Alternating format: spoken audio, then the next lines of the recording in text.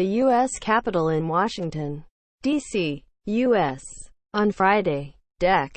18, 2020, Washington. The House was set to vote Monday on whether to override President Donald Trump's veto of an annual defense spending bill. An override would stand as a bipartisan rebuke to the Republican president in the final days of his administration. The House, led by Speaker Nancy Pelosi, D. Califf, is set to convene at 2 p.m. Eastern Time. The vote to override Trump's rejection of the massive defense bill, which authorizes a top line of $740 billion in spending and outlines Pentagon policy, is expected around 5 p.m. if passed. The override measure then heads to the Senate next. Senate Majority Leader Mitch McConnell has said his chamber would vote on overriding the veto Tuesday. The bill, known as the 2021 National Defense Authorization Act, passed the House on Dec. 8, with the support of more than three-fourths of the chamber.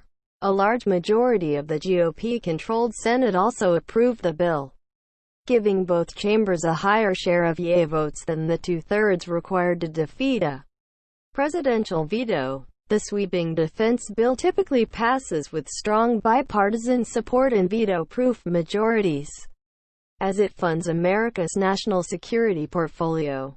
It has been signed into law every year for nearly 6 consecutive decades. The bill's passage, at the minimum, secures soldier pay raises and keeps crucial defense modernization programs running.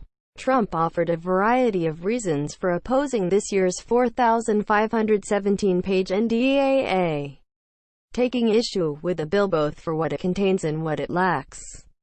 The president has demanded that the bill include language stripping social media companies of protections under Section 230 of the Communications Decency Act, which guards them from being held liable for what users say on their platforms. Trump, who has used Twitter prolifically throughout his presidency, has long accused media outlets of bias.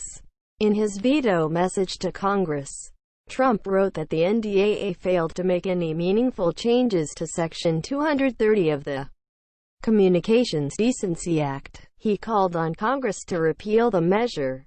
The president has previously said the measure posed a serious threat to U.S. national security as well as election integrity, but did not give any further explanatory details. Trump ally Sen. Lindsey Graham, RSC, wrote on Twitter last week that he would not vote to override the president's veto. Graham did not vote for the bill the first time. Graham, who chairs the Senate Judiciary Committee, introduced legislation on Dec. 15 that would end, by Jan. 1, 2023, the protections of Section 230.